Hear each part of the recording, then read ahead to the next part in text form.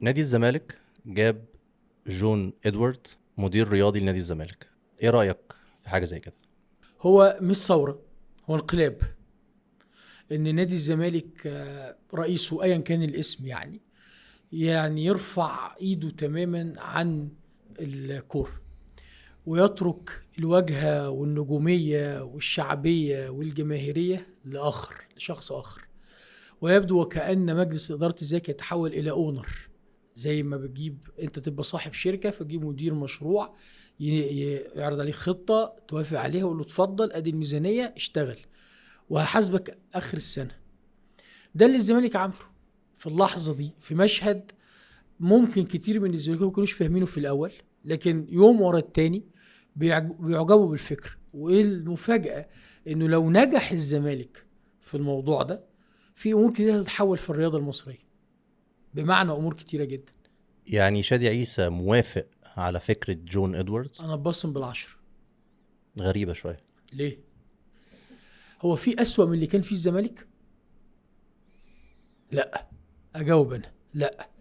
اذا لما تبقى انت وصلت للحضيض، لما يبقى في امل او انت دخلت النفق ده ومش لاقي نور، قعدت تمشي وتزحف لغايه ما لقيت بقعه نور كده محتاج تزقها بايدك عشان توصل، ده جون ادوار.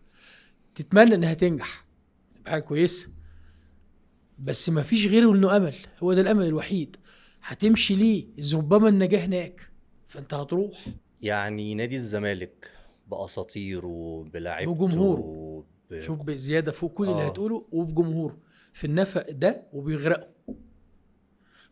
لانهم شايفين انديه تانية بتتحرك بشكل تاني، كميه فلوس كتيره جدا بتتصرف عليهم، هم بيصرفوا على لعيبه مشيت.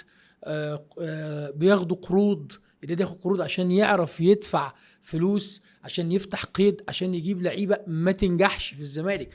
فانت النادي بنجومه، برموزه، باعلامه، بجمهوره في الحضيض على الارض، وهو وصل لمرحله انه شايف النور، امل، فماشيين فيه. ودي يحسب لحسين لبيب فعلا. طبعا. يقول لك ما فيش حد يبقى فوق قوي كده ويتنازل هذا التنازل. هل وجود ادوارد هروب من المسؤولية في نادي الزمالك؟ ان لو الدنيا ما مشيتش في الاتجاه اللي احنا عايزينه فده واحد من بره القصة فيشيل؟ اما تعرف ان العقد اللي بين جون والزمالك 3 سنين وفي شروط جزائيه، يبقى مش كده. يعني ده ومؤمنين مشروع، ده اللي بالفكر، انت عايز تقوله ان هو مشروع؟ مؤمنين بيها. وانا متاكد انه اكتر ناس حلمهم نجاحه هو ال11 او ال12 واحد في مجلس الاداره. حلمهم نجاحه. اه طبعا، لانه عملوا حاجه ما حصلتش قبل كده. ادي حاجه التانية، انه انا جزء من اللي انا عملته ان انا جبت متخصص او اديت العيش لخبازه، والخباز ده طلع لي المنتج. طب هو ايه المنتج اللي الزمالك بس طالبه؟ عشان انت بتقول حاجات كتير قوي، يعني انت شايف ان ادوارد هو ال الساحر اللي هيجي يغير مش انا، مش نادي انا اللي الزمالك؟ شايف.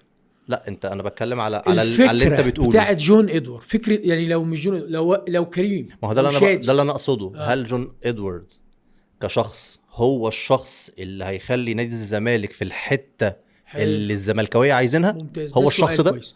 هل احنا الموضوع ده مقسوم نصين؟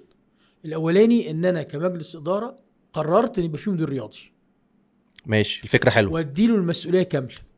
ماشي، تمام. حلوة برضو. ميدو اشتغل على توني بولس، اللي هو الراجل الويلزي، لاسباب محدش فاهمها ولا هنفهمها يمكن يوم القيامه، ليه الراجل ده ما جاش. اوكي.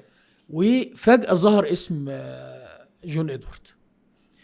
الظهور هنا بقى عنده سابقة اعمال ولا ما عندوش؟ فاركو. عنده سابقة اعمال. بتشوف ان فاركو ناجح؟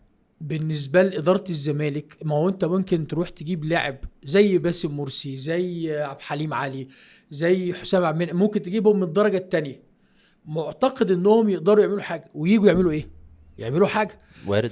فبتروح تجيب لعيبه من الاهلي مثلا، يروح يجيب لعيبه من سيراميكا، وهو معتقد انه ممكن ينجحوا فينجحوا، او يجيب حد من المقص فينجح.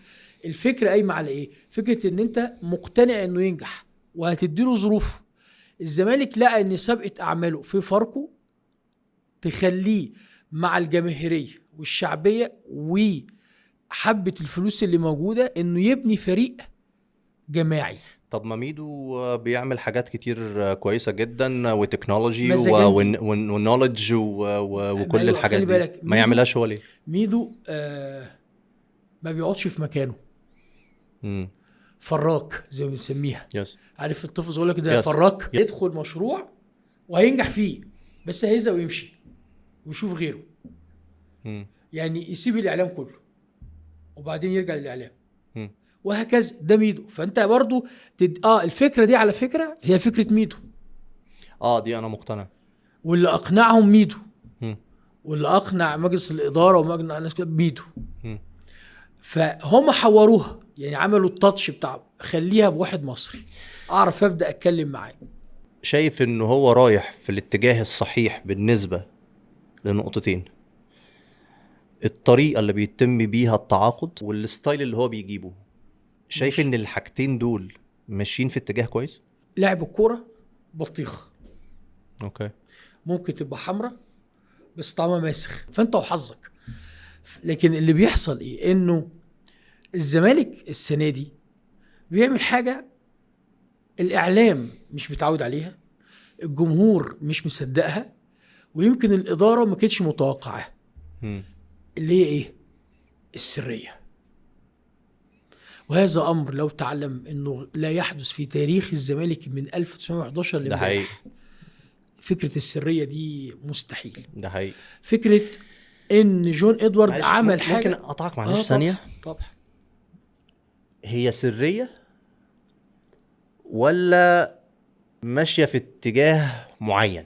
يعني هي سرية ولا هي بتمشي بمجموعة معينة؟ بالنسبه للزمالك فهي سريه، مم. لان موضوع التعاقد ما كان فيه مديرين تعاقد وفي ناس بتتعاقد في الزمالك، بس مم. كنت تعرف قبل ما تروح تفكر تسال اللاعب اساسا.